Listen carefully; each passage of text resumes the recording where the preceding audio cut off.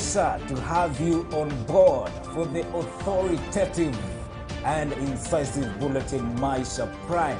I'm here to inform you on the latest news from the country and beyond. There's a lot lined up for you, including education and my hustle segments. But coming up. And already we are working with our telcos, our telecommunication sector, so that we can have a smartphone that is going to be less than 5,000 shillings. Are you ready for cheaper smartphones? President Ruto says Kenya will now manufacture smartphones worth less than 5,000 Kenyan shillings. And there being no objection to the substantive application by the prosecution to have the matter withdrawn under Section 87A of the Criminal Procedure Code, the application is hereby granted. The Anti-Corruption Court allows the DPP to withdraw 7.4 billion shillings fraud case against Deputy President Rigathi Gachagua and 9 others. Plus, we are here officially to begin our journey. The journey for the by-election ya Bungoma Senate. Vile mnajua leo tulikuwa hapa kwa kazi moja tu, kuidhinishwa to be cleared officially by IEBC. Clock ticks as Bungoma County moves to elect their next senator.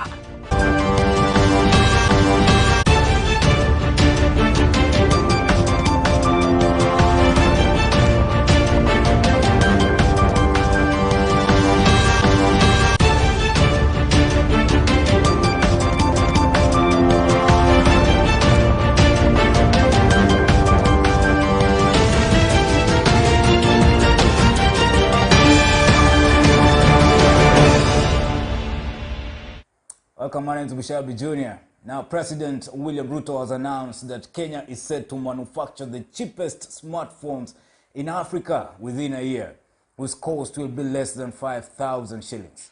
President Ruto, speaking at a micro, small and medium enterprises MSMEs roundtable forum on Thursday morning, said that having a cheap smartphone will ensure that all Kenyans can access digital platforms for businesses and accessing government services. Millicent Luamba brings us that report. Moses Kuria, can you respond to Esther? Come here.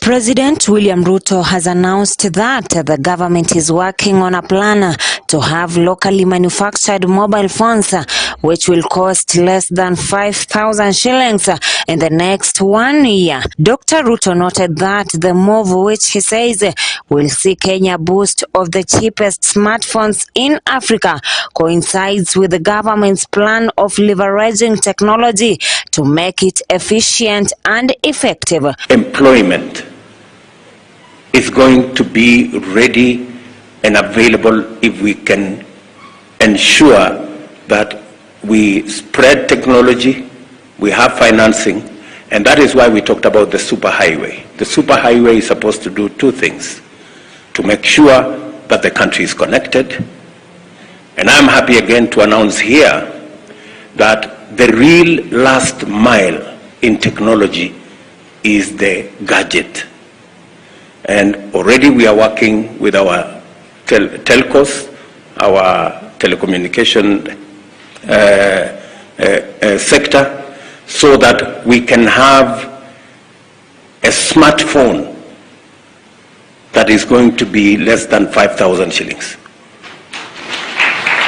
A smartphone that can do everything that you want. A smartphone that can make sure.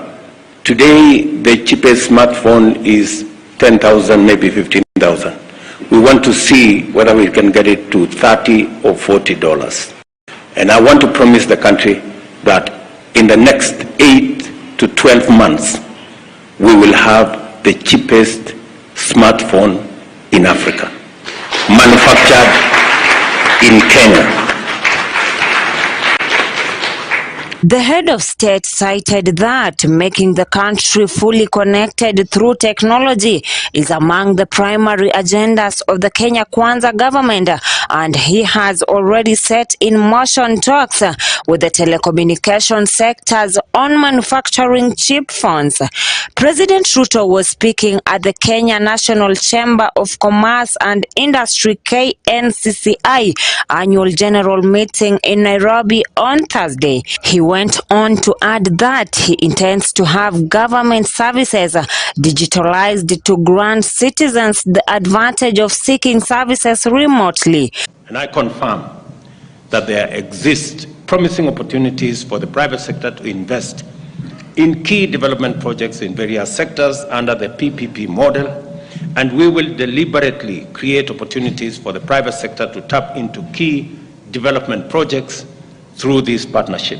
Case in point is our housing program. We have said deliberately that 40% of all our investments and work under the affordable housing plan will be done by micro and small enterprises in the Juakali sector and other sectors. And already they have demonstrated capacity to do it. This, he said, will move to 90% in the next 6 to 19 months from the current 15%. President Ruto added that the platform will also allow a seamless collection of taxes. He said he has plans to incorporate many more government projects into the digital space, including the superhighway, and cut national expenditure. Ruto noted that the move, which he says will see Kenya boost of the cheapest smartphones in Africa, coincides with the government's plan of leveraging technology to make it efficient and effective. We have a strong program to support the establishment of innovation hubs for the development of skills, talent, and incubation of startups, and the whole array of services and funding instruments, from funding startups to making sure that we have venture capital so that we can do more research and more trials of what works. Your Excellency, you have indicated, and rightly so, that your administration has brought a new management style of continuous engagement with stakeholders. And that is why for the last 1 month, you have engaged the Kenya Association of Manufacturers. You are here today. You are the Nairobi Securities Exchange, and you have created time for the creators of wealth. These people, Your Excellency, to be truthful, had been incited against us. They were told we are bad people for business, that we only care about the hustlers. They even went ahead to threaten them that we can take away their wealth and the balance we give it to the hustlers. These people now know that we are the people they needed around this country. Promise me that going forward, they will leave politics to politicians and work to build the chamber so that we can be able to work together. And I want to promise them that even us, as Kenya Kwanza government, we are not going to ask of you to do politics on our behalf. All we are going to ask of you is please manage business, help the SMEs, help to grow our export, help to grow our manufacturing. Our politics we can do for ourselves. Millicent Luamba, Maisha Prime News, Maisha Television. All right, thank you, Millicent. Now, moving on, President William Ruto again on Thursday chaired a cabinet meeting at State House in Nairobi.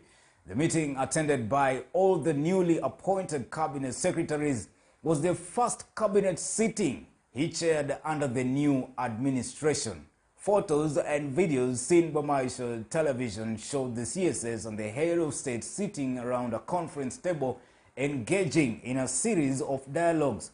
The 22 CSS took oath of office on October 27th at State House, where President Ruto told them that they had no option but to serve the electorate to their best.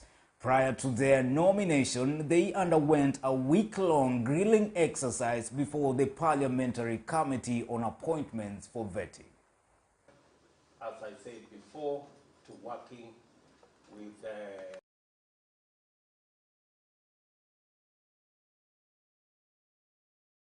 All right, now the Anti-Corruption Court has allowed the Director of Public Prosecution, DPP's application to withdraw a 7.4 billion shillings fraud case against Deputy President Rigathi Gachagua and 9 others. Judge Victor Wakumile notified the accused persons that they might be rearrested over the same charges in future.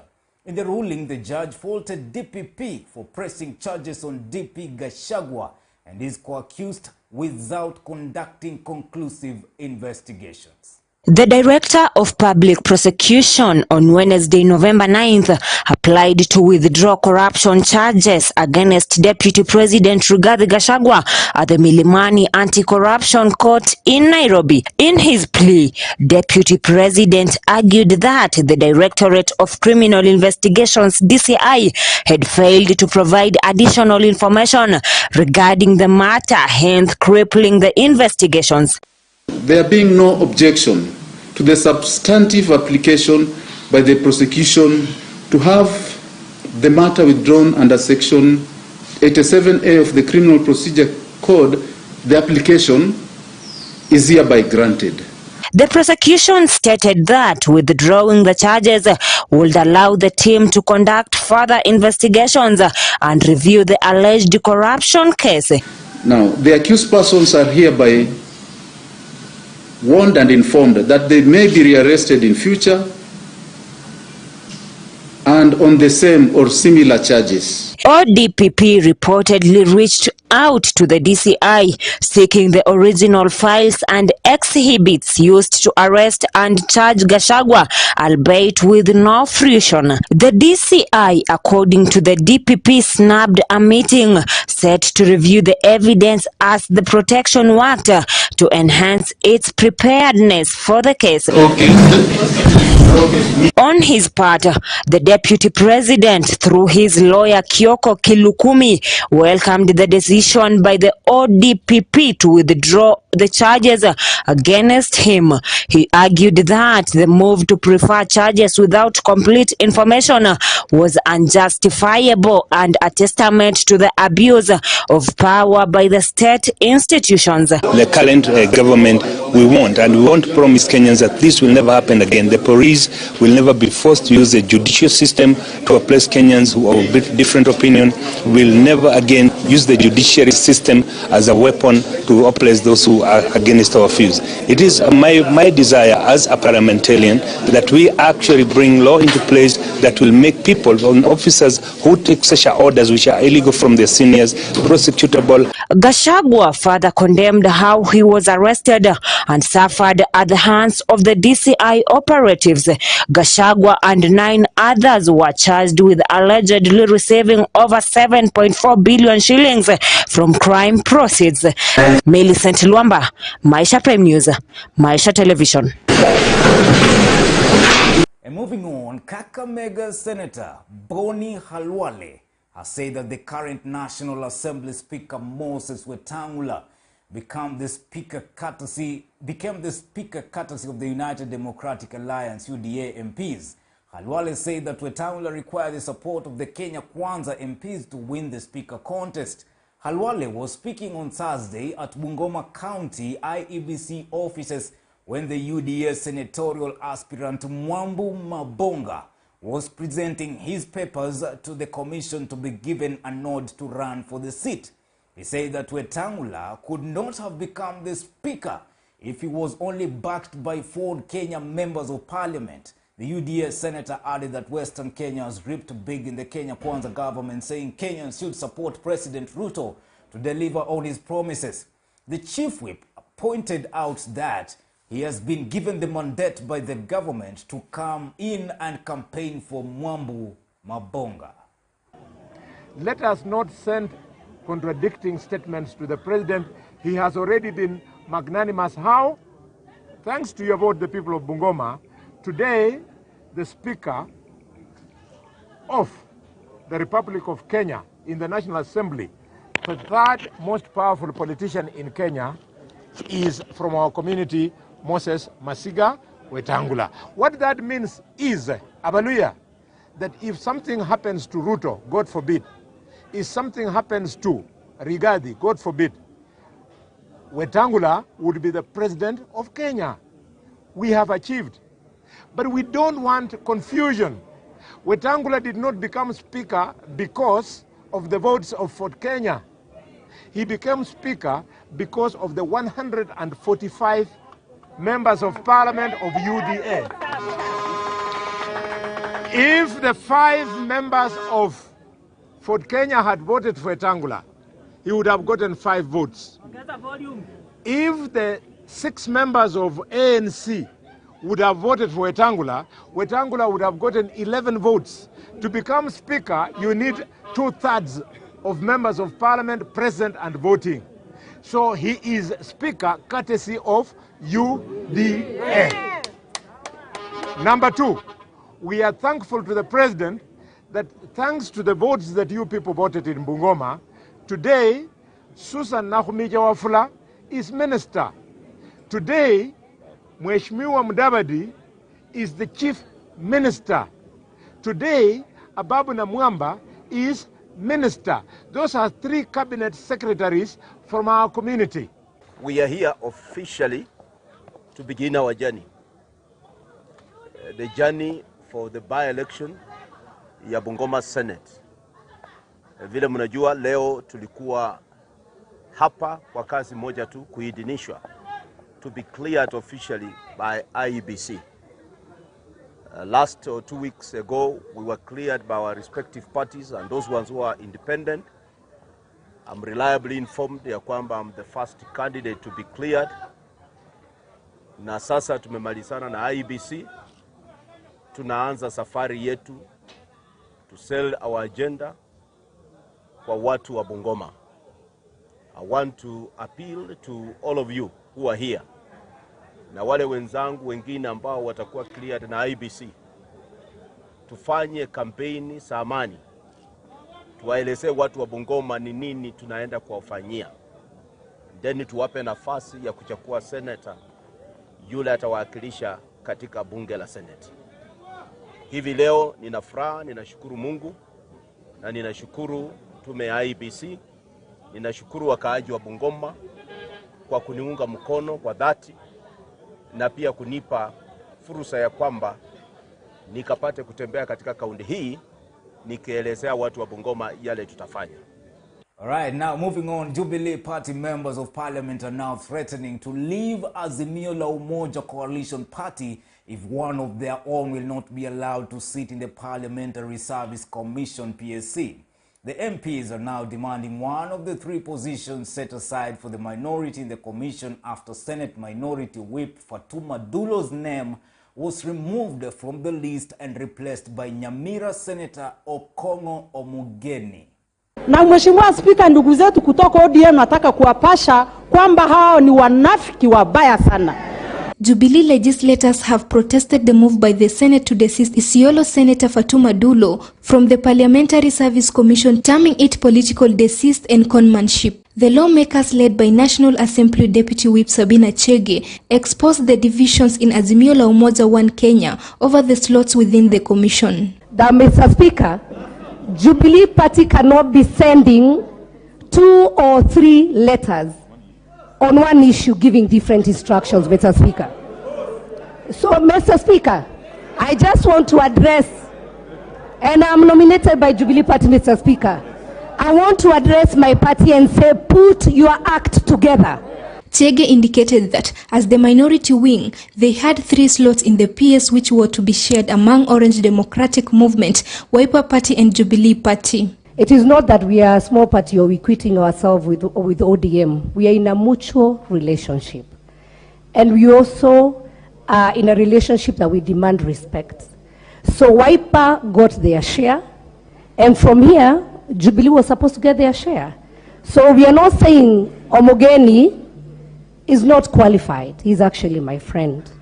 All we were asking, Mr. Speaker, but I know I'll not have my way because the majority want we proceed and have the commissioners, is that we would have been given time as a coalition to sit down and agree on a way forward. ODM allowed the member from Jubilee to be processed in this house. We were here and we consented and we voted and we had allowed Jubilee to have a member which was taken to Senate. What could we do?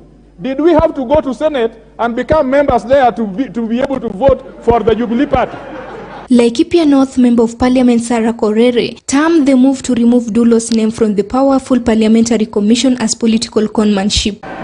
Na Mheshimiwa Spika, nataka kusema nikisimama kwenye jumba hii kwamba tulipojiunga nao hatukushurutishwa, hatukulazimishwa, na tutakapotalaka hatutashurutishwa, tutawatalaka jinsi tunataka. Mheshimiwa Spika. Na Mheshimiwa Spika, mimi nasema hivi kwa sababu nilipokuwa nagombea kiti changu katika eneo bunge la Laikipia Kaskazini, Mheshimiwa Junet na party leader wake walikuja kumpigia debe aliyokuwa mshindani wangu katika chama cha ODM. Na Mheshimiwa Spika, kana kwamba hiyo haijatosha, wametufuata na dhuluma katika jumba hili. Mheshimiwa Spika, kwa hiyo Mheshimiwa Spika, mimi nasema wala sina shaka kwamba seneta aliyotajwa ako na uwezo kutuwakilisha katika tume, lakini ukweli Mheshimiwa Spika ni kwamba ODM wametulagai. Na Mheshimiwa Spika, wewe si mgeni kwa ulagai wa ODM. Apart from Dulo, the National Assembly approved Likoni Member of Parliament Mishi Mboko and Mavoko Member of Parliament Patrick Makau to represent Azimio in the last-minute changes that saw the opposition camp drop Sirisia Member of Parliament John Waluke, who is in jail over craft conviction. I will speak like that because the reality of the matter is we gave the name of Waluke. We also gave a different name altogether as one party. So we must have a clear direction from my party. If we are writing a letter, it should be one letter addressing an issue and not again going back and deceiving other people, Mr. Speaker. Our brothers from the Jubilee Coalition should stop, I'm just being a devil's advocate, they should stop equating themselves with the ODM, because ODM is a big party and they are a small party. Their time of fame ended. I'm just being a devil's advocate. Their time of fame ended. It's a former large party. Honorable Soro, order. Desist from raising unhelpful passions in the House. I withdraw. I withdraw, Honorable Speaker. I withdraw, Honorable Speaker. And second. For Maisha Prime, I'm Sharon Chepchumba.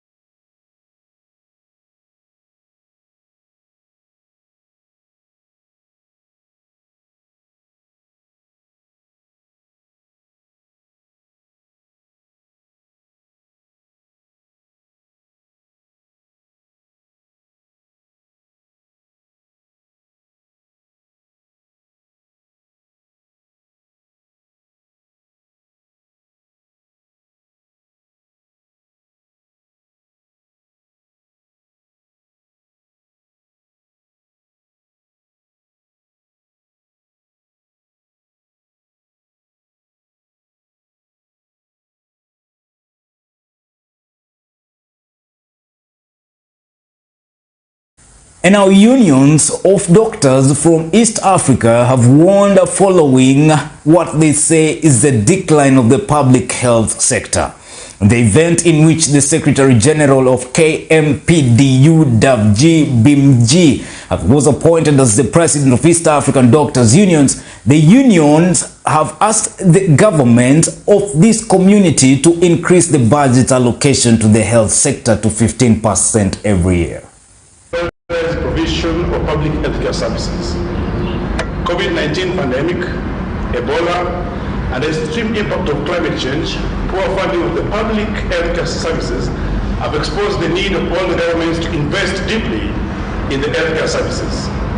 The meeting in session identified the pressing challenges faced by the health sectors in the region to include the following: vaccines, vaccine access, hesitancy, pandemic preparedness and local productions of the vaccine, financing of public health services, and an equal health service provision, health inequity within the region.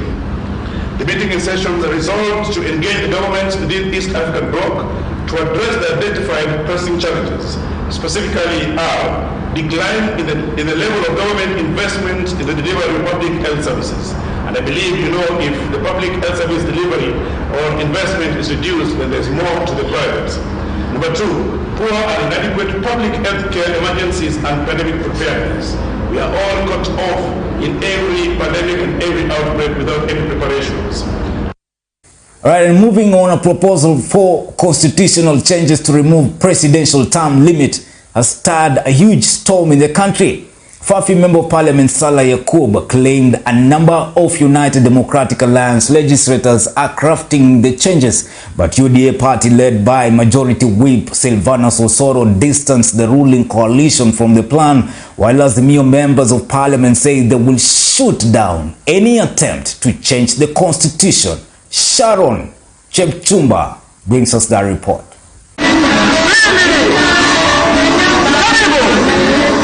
Just 3 months into President William Ruto's administration, there is a surprising talk about a plan to scrap the presidential term limit. The internet was left frizzy on Tuesday after a UDA lawmaker revealed plans seeking to scrap the presidential term limit that can be based on age and not period of service. Fafi Member of Parliament Salah Yakub claims some UDA lawmakers are working on a constitutional amendment bill to replace the two-term limit with the age limit of 75 years. Mimi na wabunge wenzangu tuko na mjadala inaendelea saizi. Na mjadala yenyewe na tunataka kuambia Wakenya ya kwamba mambo ya two terms haiwezi kutosha sisi. Tunataka mjadala yenyewe ikuwe ya umri. Mtu akifikisha 75 ndio hawezi contest. Kabla hiyo anaweza contest. So tunaambia mjadala ama terms ama requirement ya constitution ya presidency ikuwe ni umri ya mtu ambaye anagombania kiti. Na umri yenyewe ikuwe 75.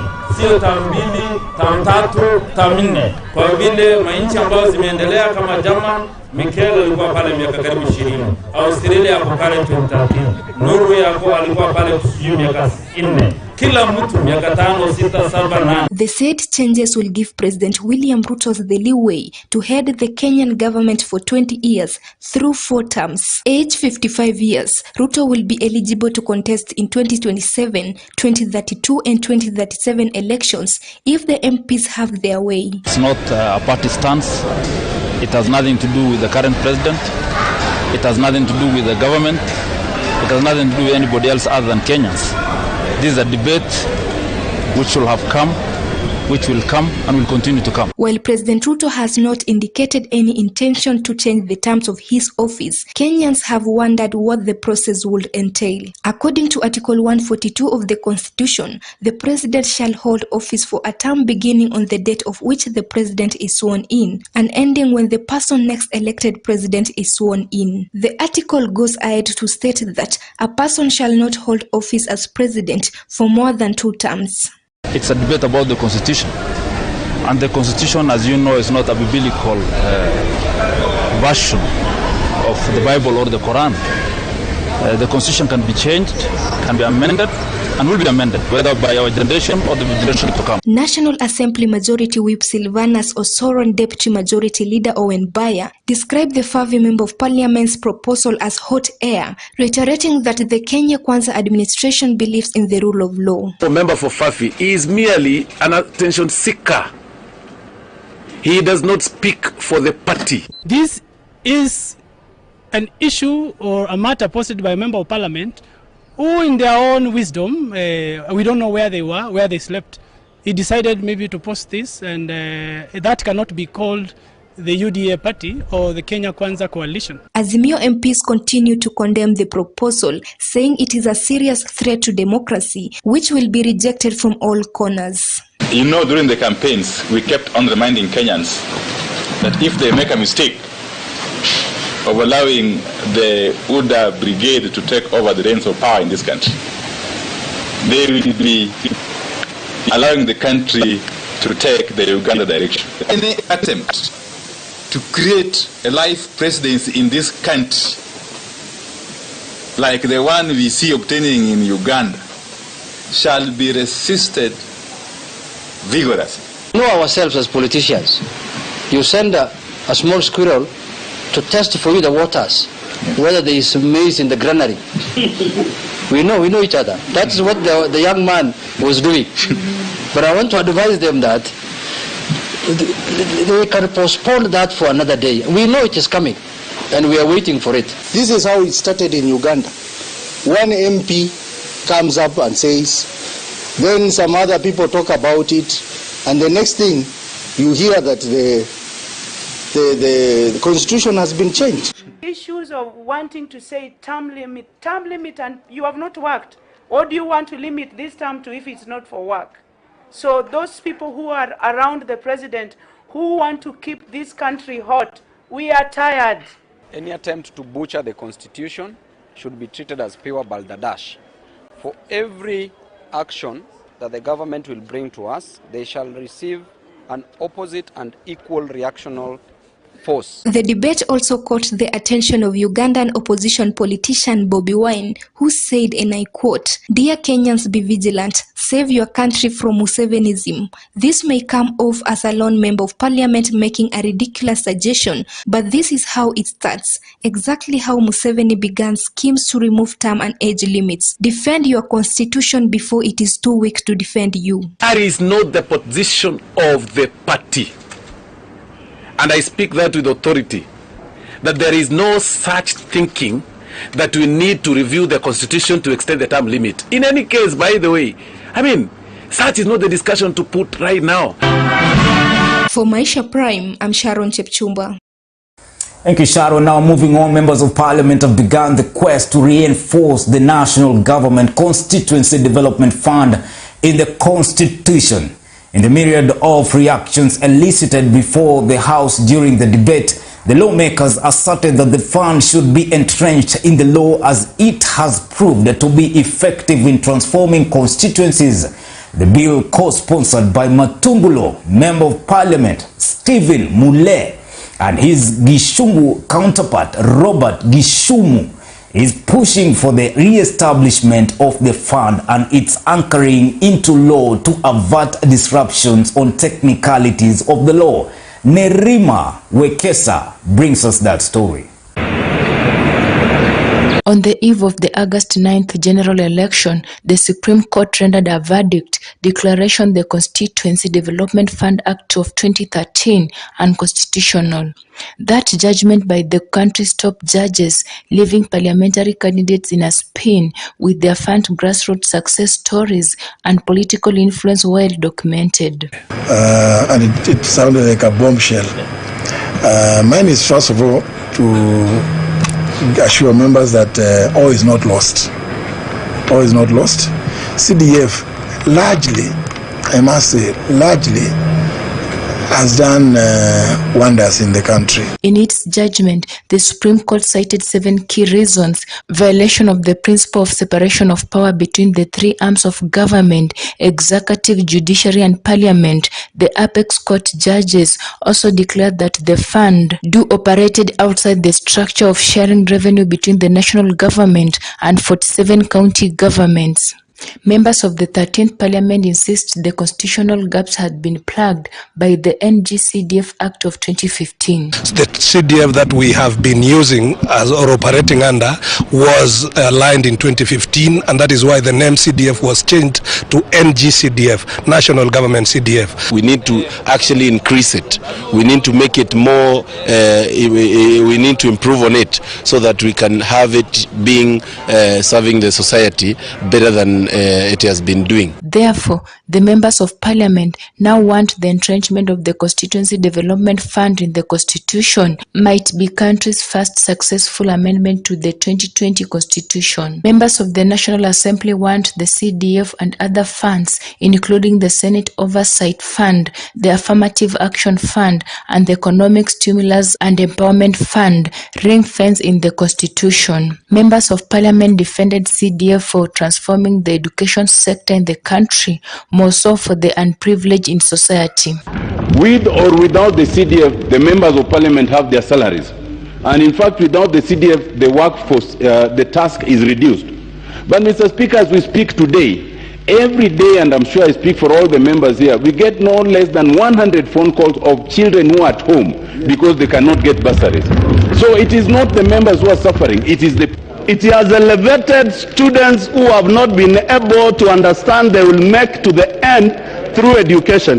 The CDF motion, sponsored by Matungulu MP Stephen Mulei and Gichugu counterpart Gishumu Githinji, is credited for monumental development of constituencies. Nevertheless, the fund is only limited to address education and security at the constituency.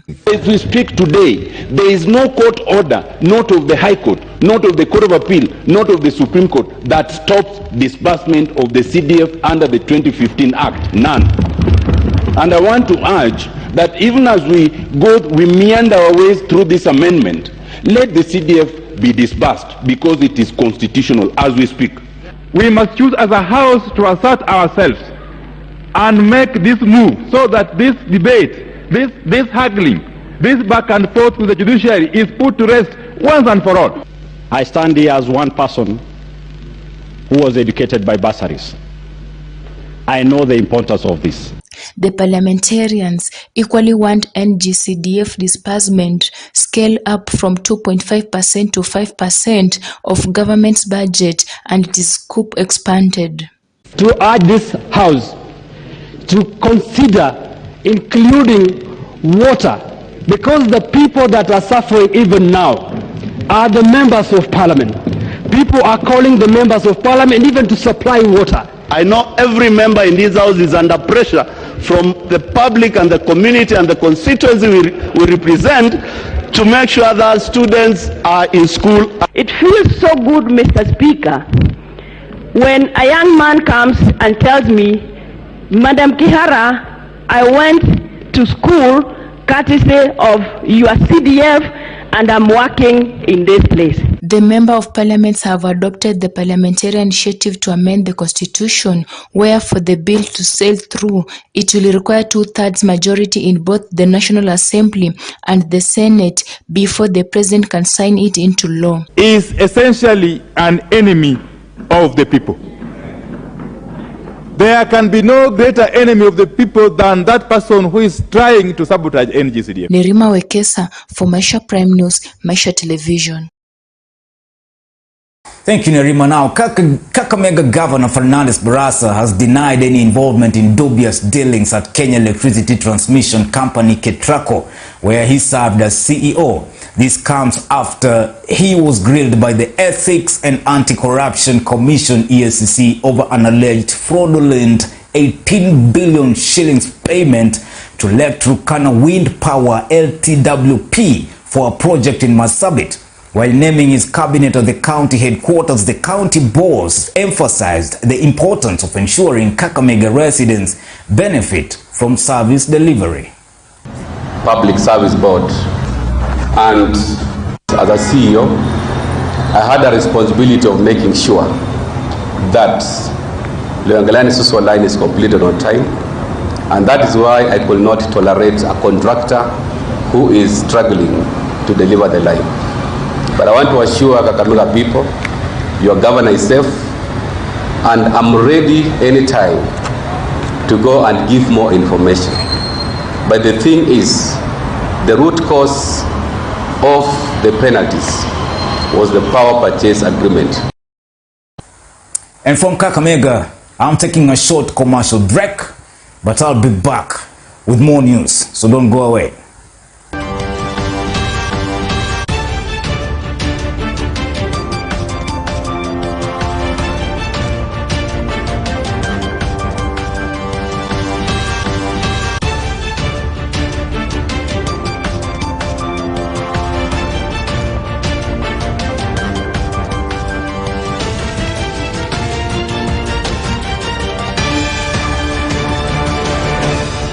Getting correct content from TV has never been easier for many viewers.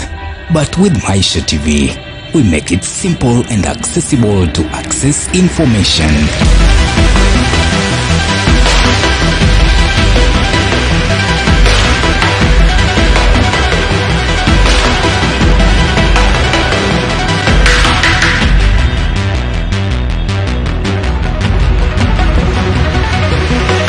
Education and entertainment at a button press on your remote control. And with our multimedia cool integration, you will never suffer again with low-level broadcasts around. We are professionally designed to work well on your TV screen. So now, let's get it on. Just choose it, watch it, and love it. Our viewers, see a better tomorrow.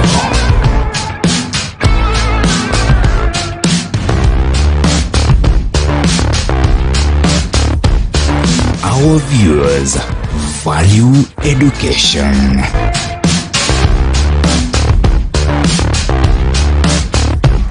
Our viewers dream big. Maisha Television, broadcasting to the people who see a better tomorrow. Maisha TV, the Kenyan channel pushing information to Kenyan viewers through digital television platforms. Maisha Prime News, Maisha Television. News. Thank you for choosing Maisha Television for this broadcast. Information. The classes were in a poor condition. Cultural programming. Coming to you through all major broadcasting platforms. Special in-depth coverage from around Kenya. Exclusive reporting from all across Kenya and the continent. Maisha TV presents high-class programming, engaging talk shows from our studios and outside broadcasting on a wide range of issues with trending perspectives.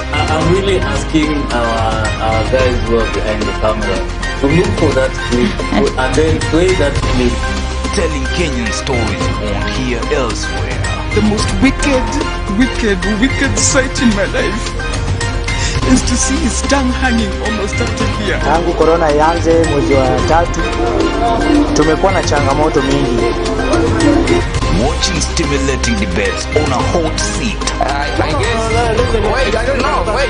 Let me tell you. Wait. No. The latest happenings from around you on Maisha Prime. The Prime talk shows connects us with realities of life. Hivi sasa, looking at your everyday life. Wazazi wameweza kuwapa uhuru watoto wao na ndiposa. And local business, finance and investment. Some levels of smuggling of sugar. Maisha TV digital platform engages users everywhere through multimedia approach technology. A Maisha Television digital platform, your local and continental channel platform where you choose it, watch it, and love it.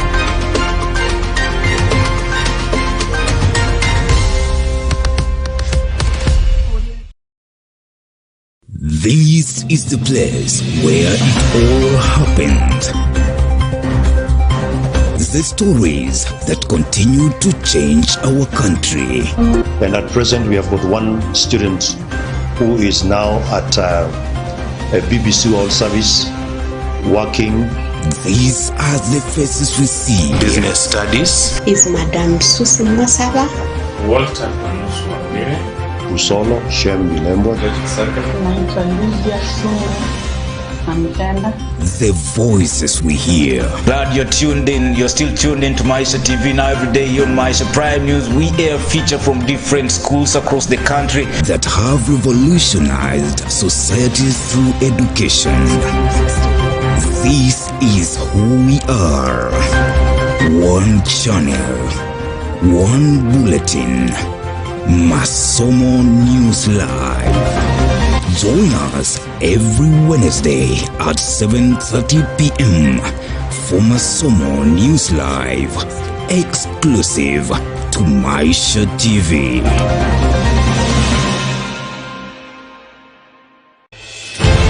A strong woman knows she has strength enough for the journey, but a woman of strength knows it is in the journey where she will become strong. Join Irene Mumbo Bushebi and Rita Kering on Prime Women Talk every Wednesday from 8 p.m. exclusive to MTV. Good morning. Good afternoon. Good evening. Good evening. Is live at Hammersmith. Barcelona is live from Damascus. We're on the doorstep.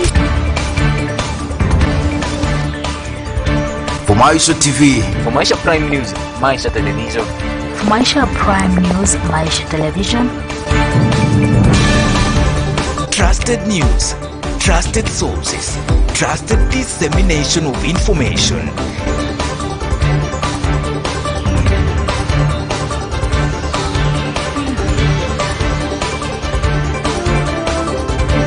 Protect by all available means our territory. Parliament must be careful. Maisha Prime News, Monday to Friday at 8 p.m. Trusted, unbiased, authoritative. The stage is set. The time is now. Credible news. It is Prime News. Only on Maisha TV. Prepare for the beast.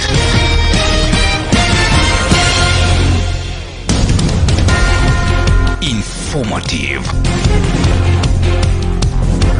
Authoritative. Unbiased.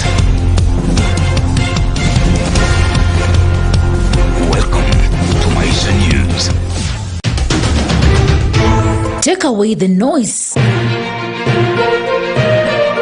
We are here to inform and educate you on all that is happening around you. The Fury. Hello and thank you so much for joining us from wherever you are. The fighting voices. The distortions. The color and the flashy effects. But most of all, you can take away the lights. The misrepresentation that seeks to pull us apart, and then you can finally find out what is actually happening. And when you find that, then you will find Maisha Prime News, trusted, unbiased, authoritative. The stage is set. The time is now. Credible news. It is Prime News. Only on Maisha TV.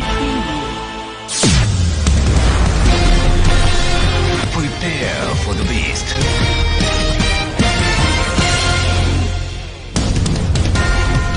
Informative. Authoritative. Unbiased. Welcome to Maisha News.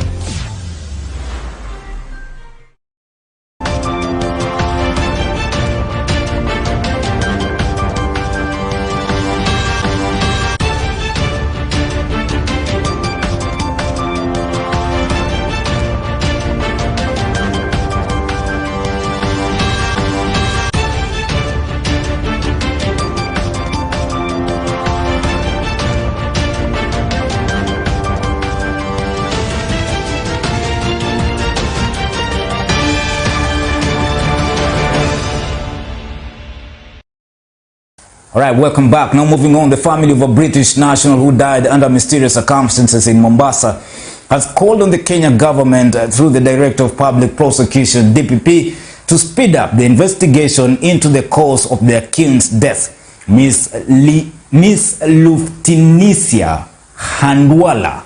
The family of a British national who died under mysterious circumstances in Mombasa has called on the Kenya government through the Director of Public Prosecution to speed up the investigation into the cause of their king's death. Nerima Wekesa brings us that story.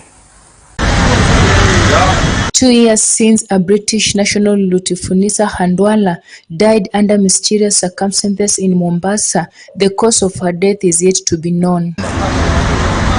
44-year-old Wandola died August 2nd, 2020 and was buried the following day at the Memon Cemetery in Mombasa County. The family is now calling on the Kenya government through the Director of Public Prosecution DPP to speed up the investigation into the cause of their king's death, Lutfunisa Handwala.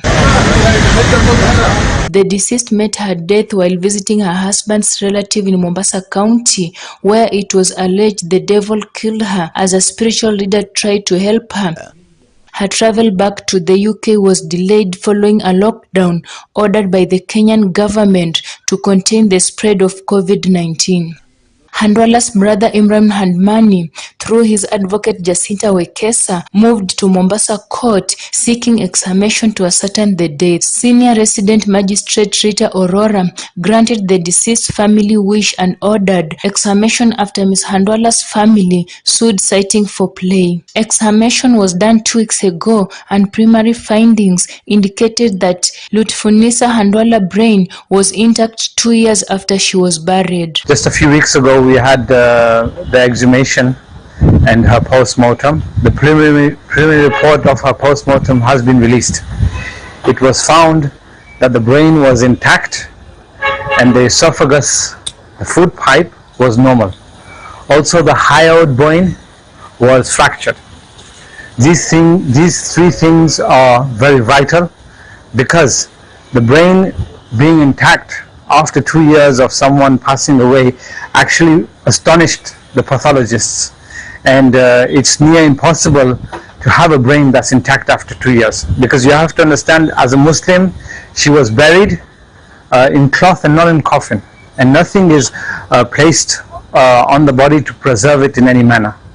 So the brain being intact was a great find, and the doctors and the pathologists will be finding out that what was present in the brain to keep it intact. Samples taken from the soul in the grave, including remnants of the kidney, renal bladder, and intestines, were taken for photoxology tests. The medical procedure also found no fracture in the skull or scalp, but most of the soft tissues and muscles had decomposed and could hardly be identified. Also, the fact that the esophagus, the food pipe, was intact, also it shows that something may have been there. That how can the food pipe be intact when the heart and other organs were not intact? Finally, the hyoid bone, which is over here, it was fractured. This being fractured also indicates a possibility of strangulation.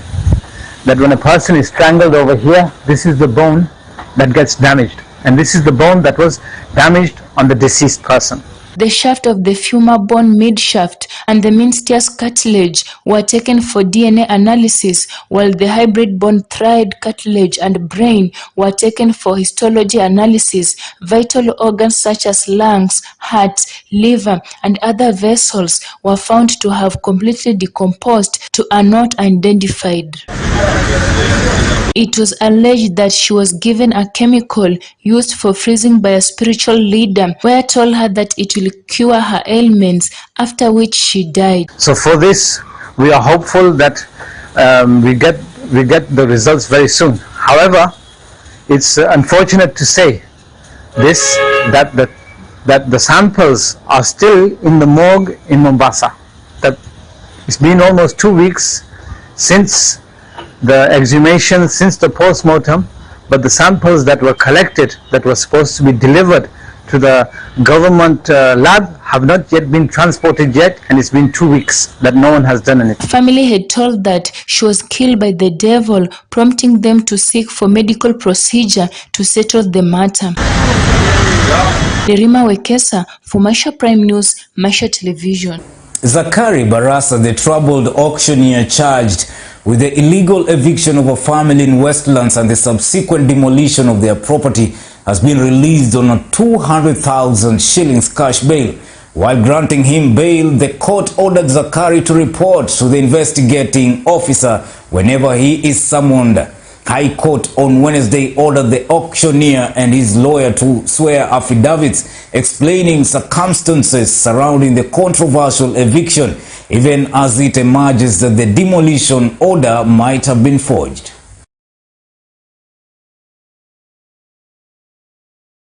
Now, organizations that reviewed the general election conducted on August 9th have congratulated the IEBC Commission, the media, and the security officials for doing a good job.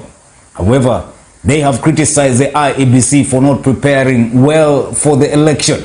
The stakeholders were speaking in Nairobi at a meeting organized by the Center for Multi-Party Democracy. And one of the recommendations, and which has been carried forward from 2017 and 2013, was that we need to stagger our elections. The national elections and the county elections, for instance, can be separated. We can have national elections on one day, and then we have our county elections on another, or whatever other formula is used. IEBC still have injuries from their stakeholders to cure. And the earlier the IEBC starts, the better for their confidence in the IEBC and the trust to build in the people going to the next electoral cycle. IEBC should find means of engaging with the stakeholders where there are grievances, where there are still mistrust, where there are still bitterness and emotive things. This should be the time for IEBC to engage and cure all those going forward. The social media platforms themselves can also help play the role that social media platforms continue to play in our electoral processes. Facebook, WhatsApp, TikTok, and all the rest, I think is something that needs a better conversation, because those platforms have become purveyors of disinformation, misinformation, hate speech, violence against women in elections, and name it. And I think a better regulation around that should. A section of education stakeholders in Murang'a County have called upon the government to foot all expenses associated with the implementation of competency-based curriculum system, CBC. Murang'a Senator Joe Nyutu underscored the new curriculum, saying it's designed to give a student opportunity to study what he or she is interested and good at. And this is the competency that CBC seeks to identify and develop, nurture and develop, so that every other learner will specialize at the level of senior secondary school, will specialize in their area of competency. And for starters, at a senior secondary school level, we'll have 3 streams. That is Arts and Sports Academy. We'll have STEM, that is Science, Technology, Engineering, and Mathematics. And we are going to have Languages and Business. And those are the 3 pathways. So that if we identify a child is a good footballer, for example, at senior secondary school, then we take him to an arts and sports academy. We do not need to keep tiring this particular learner with physics, biology, mathematics, because he may not need this. There are those that, of course, will identify together with parents that they are good, they are interested in wiring. That is where their competency is, and we'll be able to identify this. Kama na chokora steamer, they interfere with the electric systems all the time. We will know that this is somebody whose competency is in wiring, and we take him to STEM. We as NAT, we believe that this is the right time, because we believe the CBC was hurriedly launched without the stakeholders' engagement, and we believe with the right time, because of the honor and the excellency having set up this committee, we know that we are going to give our views which will be put into action We believe that because we have got the stakeholders, the committee chairman here, and the other professors from Kenyatta University, the Nairobi University, they are going to take our views to the highest office so that we get the reforms being implemented. We believe that CBC is not a very bad curriculum, but it is expensive to the parents, to the teachers. It is hectic to teachers. Because of the running areas you get, the teachers are supposed to cover. They have become so much hectic. The assessment is taking a lot of time for the teachers and the parents. If the government can provide the right materials in the projects that are needed to be done in schools, we believe that is a good curriculum, because it's going to nurture the talents of the pupils from lower ages. So we believe that is a good idea. But if the government will not be able to provide the facilities, na capitation, we also believe it's not a good idea. We would like the government to know that as teachers in the ground level, we have inadequate or we lack the trained personnel. We are not trained very well. That is why you see there are so many quarrels. Handling the CBC is not that it is bad, but we lack proper training. So my prayer is, let the government train all teachers on the same and not representatives. Because the moment you take 2 teachers in a staff room, they go and get trained. When they come back again, not everybody that gets trained comes and explains exactly the way things were. If we talk about message distortion, it is distorted because it is coming from one person to the other. So we want to get the fact from these qualified personnel. They are supposed to look for some of the things that are required to do these practicals. Yet we are telling our parents that primary school and secondary, apart from where we have the boarding facilities or boarding schools, that education is free. So you find our parents have been given a lot of backlog or workload in terms of the expense, the time, because this parent is also expected to do a lot as far as the child work is concerned at home. We want to say some of our parents are busy so that by the end of the day they make a living and they place food on the table. There are some things that the runner require in terms of food provision, uniform, and other things. And therefore, some of our parents are not able to get home when they are required by these runners so that they can assist them with what the parent is supposed to assist. And because some of our parents, and majority of them are business people, they get home late and they also wake up very early. Owners of illegal constructions on government estates in the coastal city of Mombasa have been put on notice to remove the unauthorized structures or braced for demolition in 2 months' time. Members of the Mombasa Housing Committee who toured several government estates were shocked to find the extent of the rot, as some estates resembled informal settlements. You must make sure that the existing government houses are in the right conditions and occupied by the rightful persons who are supposed to stay in the government houses. What we have witnessed is that we have visited Tononoka, which is in a pathetic situation because those who are occupying those buildings have decided to put up extensions, some temporary structures, turning that environment into a slum, making it difficult to access, attracting criminals within that area, and also even in case of a fire, it is not possible to access that environment. To this end, I'm therefore giving a notice to those who have put up the illegal structures to pull down those illegal structures. Those occupying government houses and are not public servants, the private persons, to move out of those houses before we catch up with them. This is an exercise that we will continue to do, and to make sure that all government houses are secured, no illegal structures in those government houses, because this is the way that government buildings and government plots are grabbed, and this must stop. It is not going to be business as usual. We have also noted that there are government employees who are given these houses but have decided to sublet those houses to private individuals. And to that extent, some private persons are also living in those structures, denying the government the necessary revenue. They are not paying any revenue to the government, which is a serious breach of procedures.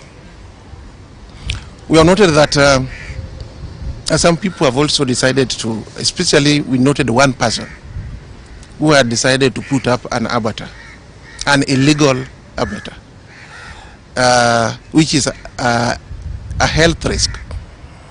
And these are the issues that we have noted, and as a committee we are going to take action to make sure that one, only the rightful government employees are allowed to occupy those houses.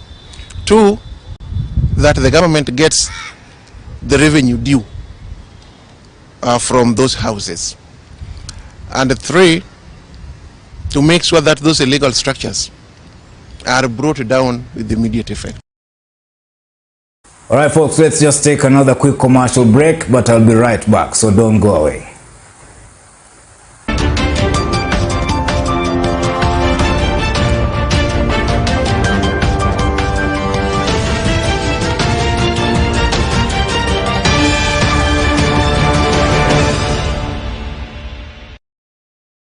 Hii ni stesheni iliyochaguliwa kuwa bora zaidi na kupewa ushindi wa kuza na kitengo cha mawasiliano cha serikali. And the winner is Maisha TV. Maisha TV. Stesheni inayokuwa kwa kasi.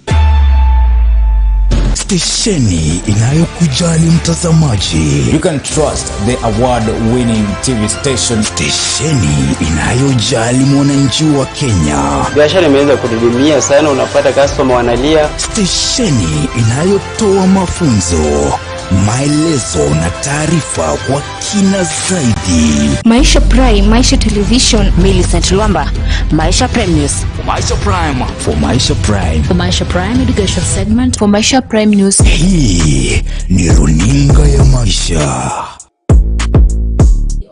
Marker, take 3. We are here to make your day. This is Maisha TV. Of course, the fastest growing TV station and the award-winning channel you can't miss out on educating, entertaining and informative shows.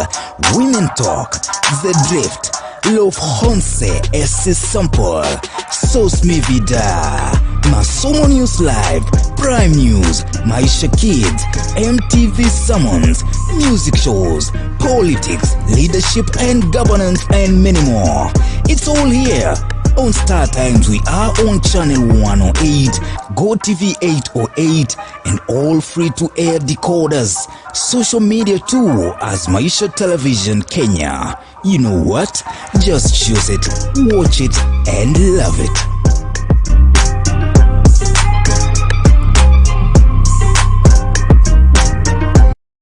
This is the place where it all happened. The stories that continue to change our country. And at present we have got one student who is now at a BBC World Service working. These are the faces we see. Business studies. Walter Pusolo, Shem Vilembwa. The voices we hear. Glad you're tuned in. You're still tuned in to Maisha TV. Now every day here on Maisha Prime News, we air feature from different schools across the country that have revolutionized societies through education. This is who we are. One channel, one bulletin. Masomo News Live.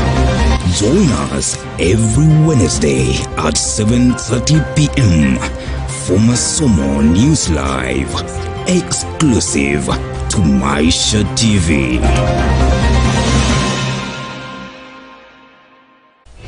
Maisha TV, the Kenyan channel pushing information to Kenyan viewers through digital television platforms. Maisha Prime News, Maisha Television. News. Thank you for choosing Maisha Television for this broadcast. Information. Classes were in a poor condition. Cultural programming. Coming to you through all major broadcasting platforms. Special in-depth coverage from around Kenya. Exclusive reporting from all across Kenya and the continent. Maisha TV presents high-class programming, engaging talk shows from our studios and outside broadcasting on a wide range of issues with trending perspectives. I'm really asking our guys who are behind the camera to look for that clip and then play that clip. Telling Kenyan stories you won't hear elsewhere. The most wicked sight in my life is to see his tongue hanging almost up to here. Tangu corona ianze mwezi wa 3 tumekuwa na changamoto mingi. Watching stimulating debates on a hot seat. I guess. Wait, I don't know. Wait. Let me tell you what the No. The latest happenings from around you on Maisha Prime. The Prime Talk shows connects us with realities of life.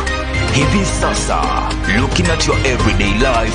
Wazazi wameweza kuwapa uhuru watoto wao and local business, finance and investment. Some levels of smuggling of sugar. Maisha TV digital platform engages users everywhere through multimedia approach technology. A Maisha Television digital platform, your local and continental channel platform where you choose it, watch it and love it.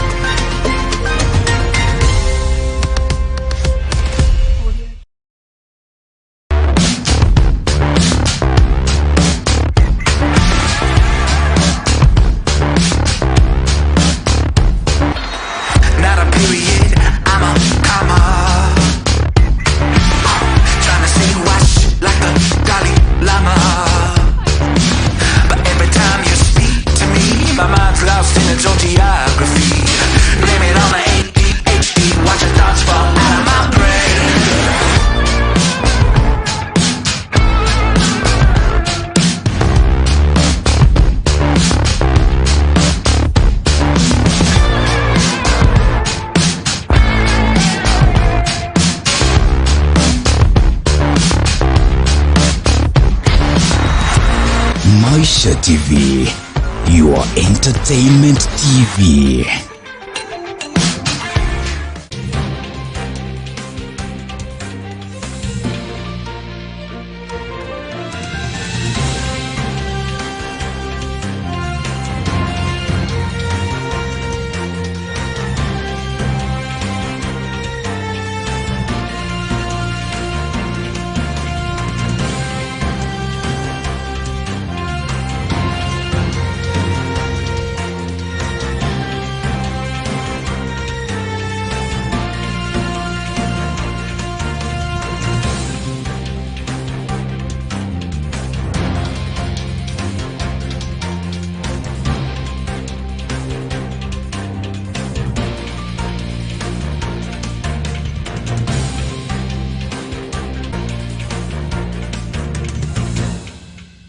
Getting correct content from TV has never been easier for many viewers. But with Maisha TV, we make it simple and accessible to access information.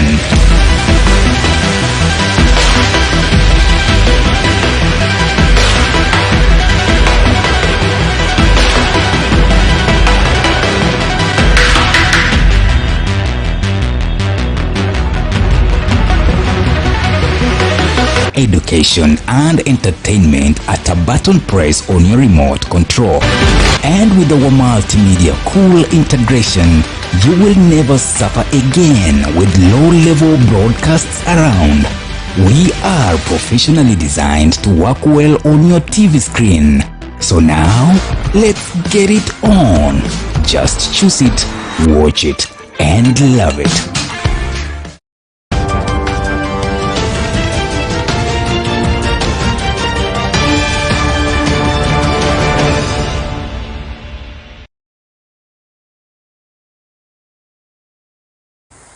Alright, welcome back. You're watching Maisha Prime News on the award-winning TV station Maisha Television. Let's get our education segment. Kenya is committed to become a newly industrialized nation by 2030 and acknowledges that quality education is vital in achieving this vision. Establishment and upgrading of the learning facilities is among the strategies employed in Kenya's education sector.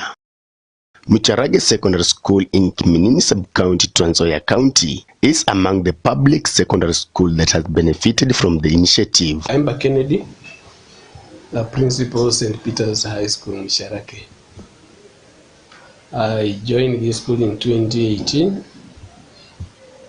having moved from Machakos County. But before going to Machakos County, I was in Bungoma County. I was teaching in Bishop Atondo High School, Kimaiti, where I was the principal.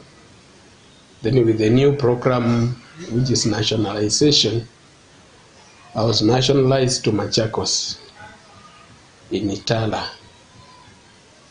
Matungulu constituency, where I taught for some time before I joined here. Now St. Peter's High School is purely a day school, mixed.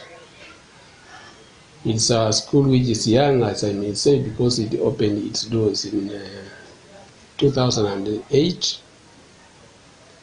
But it has had an upward movement in terms of enrollment. It's purely day, supported by the catchment area. Currently, the enrollment is 512 students. What I can say is that it's a school that has its own limitations in terms of land or acreage. It's standing on 2 acres of land, which was halved or axed from the primary because it's under the same sponsor. So when the community thought of coming up with a secondary school, they asked the primary to donate land to the secondary section. So that's where the school is resting. But through CDF, it has acquired 1 acre of land which is not closer to the compound. And the process is there to ensure that maybe we get a neighbor from the school whom we can exchange that particular land so that the land can be closer to the school for proper use of that particular land. Currently, we are just using it for crop production and sometimes for carrying out the agricultural project.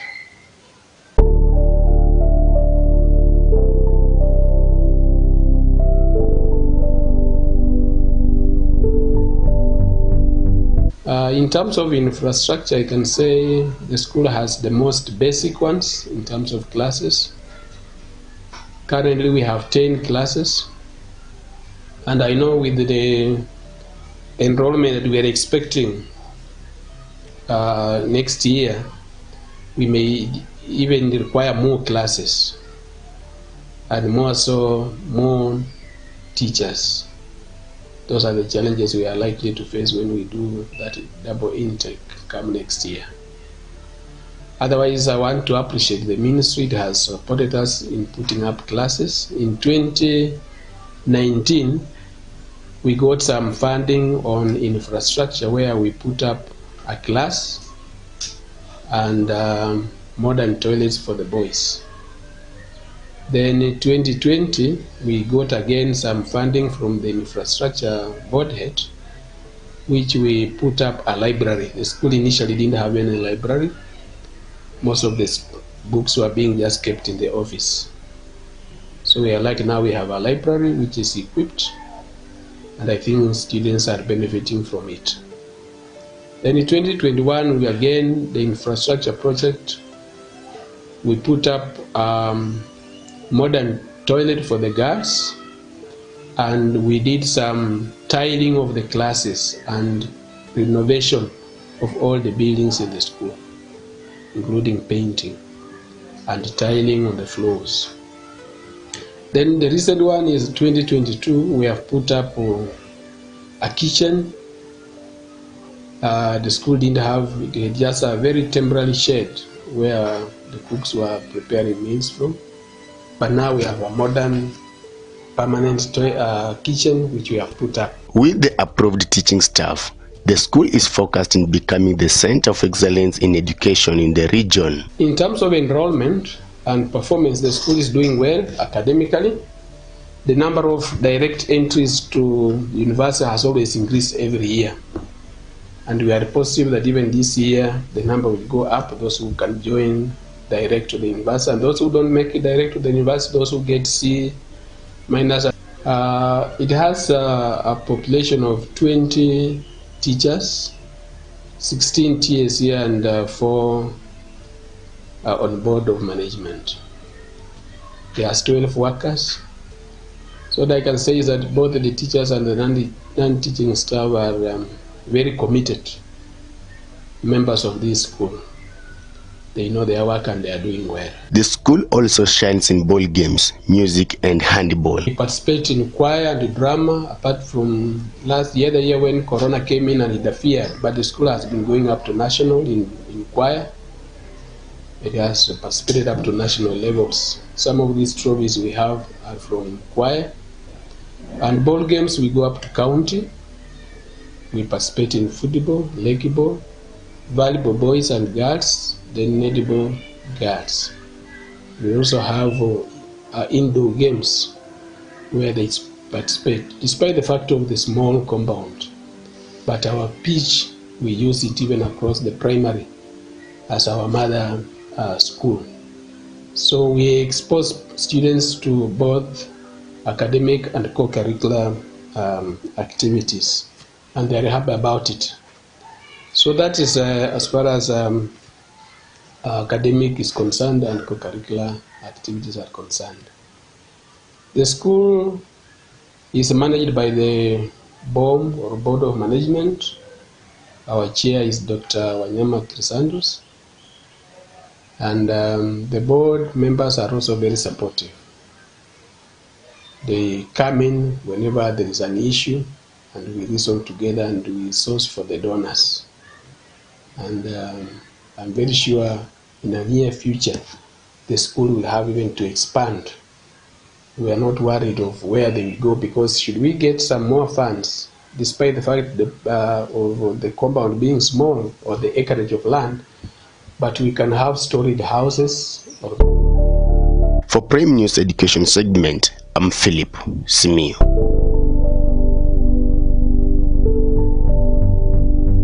Residents of Bungoma County in Western Kenya in general have been asked to pay attention and to take into consideration matters family planning due to the economic hard times. Speaking after launching a 10-day workshop to give stakeholders on the family planning issues, the Managing Family Planning Officer in Webuye East Parliamentary Area, Harun Namisi, says that it is important for families and even young people to pay attention to the issue because it will help a lot to reduce even early pregnancies and also give the families and the government time to plan for the economy. And the manager of the Webuye Health Center, George Mushindi Shivega, also encouraged young people to visit health centers and get family planning help to avoid diseases and, if in any way, use protection. Let's have a look. The InReach, I think one is helping us to come out to the best way of giving our women the rights, the women reproductive health rights, to make a choice on the type of method she can use, and also a man also the type of method can be used. So if a man can be the champion of use of a vasectomy as part of the contraceptive method or permanent method, that is the best choice. I think that couple or an individual has made a choice. So mimi yangu ni kwamba naambia watu wote kwamba tukienda tukue vielelezo kwa community yetu, so that hii numbers, hii street children tunakuwa nayo kwa barabara, ingekuwa kwamba tulipanga mzuri, hatungekuwa na street children kwa barabara, kwa sababu tungekuwa tumepanga wazuri, kunapata watoto wakati tunatakikana, na tutapanga hivyo tu kwa sababu kama tutatumia upangaji wa uzazi ambayo ni contraceptives. Tunajua youth wetu they are sexual active, wako sawa sana, wako moto. So ukisema kwamba hawezi tumia, njia gani itawasaidia wasipate watoto na watoke kwa shule? Kwa sababu the moment watapata watoto nyumbani watawacha kusoma. The moment watapata watoto hawana hiyo fedha ya kuweza kuwatunza hawa watoto. So njia moja ni kwamba tunahimiza kwamba all the beliefs, all the religious societies, all civil societies, the County Assembly of Bungoma, also I'm saying, can we advocate for allocation of funds for the contraceptive so that the youth, the adolescents and the general population can access family planning without fees, without any payment, and that is the way forward. Akina mama na baba, huwa mara nyingi tunakuwa na uoga wa kufunza watoto wetu. Tunaona haya, lakini vile nimejifunza ni vizuri wewe kama mzazi ujue vile unaweza kulinda hao watoto wetu vijana kwa sababu wanapata mimba ya mapema kwa kutokukosa elimu. Kwa hivyo tukiwaelimisha watoto wetu watakuwa watoto wazuri, kwa sababu tumeona Bungoma ndio iko na idadi nyingi sana watoto kupata mimba. Kwa niaba ya vijana wote ninaweza nikawahimiza kwamba watumie contraceptives, inasaidia sana. Especially mimi mwenyewe nilipatwa na CHV, akani encourage, nikatumia first time, but nimeona positive changes, na encourage vijana wote wajitokeze wachukue contraceptives. Itasaidia na itapunguza mimba za mapema, itapunguza the street children's. Alafu kwa wazazi wengi najua ilikuwa ni ngumu kidogo ku access this service. Tukienda private hospital it has been so expensive, so wengine tulikuwa hatuwezi tuka access, but for this clinical officer mwenye will come up with this one, we just want to say thank you, na encourage vijana wote na wazazi wote wenye walikuwa wanaona kwamba hawawezi pata wakaribie na kuja kuchukua contraceptives. And now let's shift gears to our daily business feature, My Hustle, My Story by Anthony Osundwa.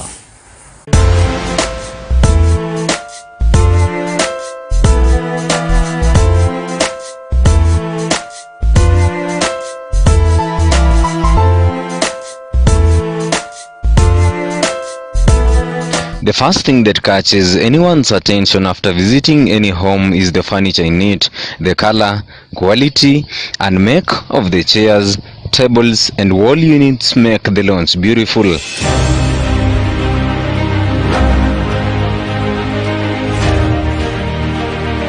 The comfort of the chairs can make one feel relaxed. Therefore, every carpenter should strive to make the best furniture. The furniture making business is a lucrative business in Kenya that does not require a lot of startup capital. You only need to have a necessary skill and passion. The quality and beauty of your furniture will attract customers.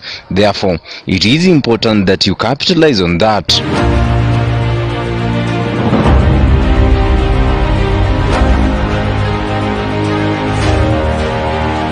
Mimi naitwa Sami Mwangi, niko hapa Kakamega, na najihusisha na biashara ya furniture ama useremala, na kazi yenye natengeneza sofa sets, vitanda, na ninafanya kazi ya curtains na hata any interior designs na furnishings. Labda hii kazi umeianza lini kufikia sasa? Hii kazi nilianza 2004 na mpaka sasa ndio nimefikia, bado ninaendelea na ni kazi nzuri. Yes. Labda ni nini haswa kinakufanya uone kama ni nini utamu wa hii kazi, na pia kidogo utatueleza ni services gani ambazo unaofa katika hili duka lako? Okay. Jambo ambalo ningetaka kulisema kuhusu kazi yenye nafanya, nimesema ni kazi ya useremala, na ni kazi ambayo ni kazi ya kifamilia, ambapo ndugu zangu na anko zangu huwa wanafanya, na nimekuwa nikitengeneza kama tumesema sofa sets. Tunatengeneza, tuko na workshop na tunauza, alafu tumeweza kutengenezea watu kadhaa wa kadhaa. Sasa kwanza niseme ya kwamba mimi ni supplier wa Neka Fund ambayo iko hapa Kakamega. Nimefanya kazi nao kutoka the year 2017 na nimekuwa na watengenezea furniture zao, office furniture, curtains zao zote ni mimi nafanya, na nafanya tena sofa sets zote. Naam, labda kama kuna changamoto yoyote ambayo nyinyi mnapitia katika hii biashara? Hasa changamoto ambayo imekuwa ni changamoto ambayo ilikuwa ya corona. Wateja hawakuweza kuja kama vile tulikuwa tumetegemea, na alafu baada ya hiyo tumekuwa ya kwamba ushindani ambao huwa tunasema sio changamoto, lakini tunapata ni nafasi ambayo tunafanya ya kutengeneza vyombo ambavyo viko na ubora, na halafu tunaweza kuwafikia wengi. Yes. Naam, ombi lako labda kwa serikali kuu ama serikali ya kaunti? Ombi langu ambalo ningekuwa ninataka kuomba kwanza sana kwa serikali ya kaunti ni ya kwamba kama vile tunavyofanya kazi, tunahitaji kuwa na nafasi bora ile ambayo kwa Kiingereza tunaita business environment, ambayo sio ya kuharakishwa, na haswa kodi ambayo tumekuwa tukilipishwa katika hii akaunti imekuwa ya juu sana, ambayo sasa lakini tumeweza kuimudu. Haswa ombi lenye tungeweza kuomba kwa serikali kuu ni ya kwamba wakati wanaposema wanapea small and medium enterprise mikopo, wasiweze kuangalia tu akina mama na vijana, hata boy child ambao sisi ni wanaume tunapata nafasi hiyo. Tungepata hiyo mkopo, hata sisi tungeweza kujimudu na kuongeza nafasi, kwa sababu tunaajiri watu wengi. Yes. Naam, kuna wanabiashara wengi tu ambao labda wanapitia hali sawia zile changamoto. Kivyako ungependa kuwapea ushauri upi haswa? Haswa ningesema ya kwamba katika mkoa wa Magharibi kuna jambo ambalo nimeona kwa wafanyabiashara, wakianza biashara kukipata changamoto wanafunga biashara. Hiyo sio jambo nzuri. Ni vizuri kuvumilia na hasa kutengeneza vitu ambazo zinavutia customer, hasa wakati wanapitia changamoto. Customer ambao umetengenezea vitu bora ndio wataweza kukusimamisha. Hasa wakati huu wa corona tuliona ya kwamba sisi hatungeweza kupata customer wengi, lakini wale ambao tulikuwa tunatengenezea vitu bora waliweza kuleta wengine, na kuambia ya kwamba hakuna kitu bora kinatoka mahali ambapo ni pazuri. Zote zinatoka pahali ya kung'ang'ana na hali ya kujimundu na kujipea nguvu, ndio kaweza kuwafanya hayo. Juu ya yote, biashara ni kitu ambayo inategemea uungu sana, maombi, na hasa kujua ya kwamba ni Mungu akakupea wateja. Kwa majina naitwa Veronica Kemani, mkazi wa hapa Kakamega. Ninawasihi wote wenye mko maeneo ya Kakamega na nje ya Kakamega, na wakaribisha wote kwa duka la Rehoboth Furniture Kakamega lenye liko along Mumia Salon opposite Friends Hotel, na liko na bidhaa mzuri, viketi, vitanda, curtains, zote ni quality, na tunawakaribisha wote. Mbarikiwe. That has been the story of Mr. Mwangi dealing with furnitures and designs. My name is Antonio Sundwa.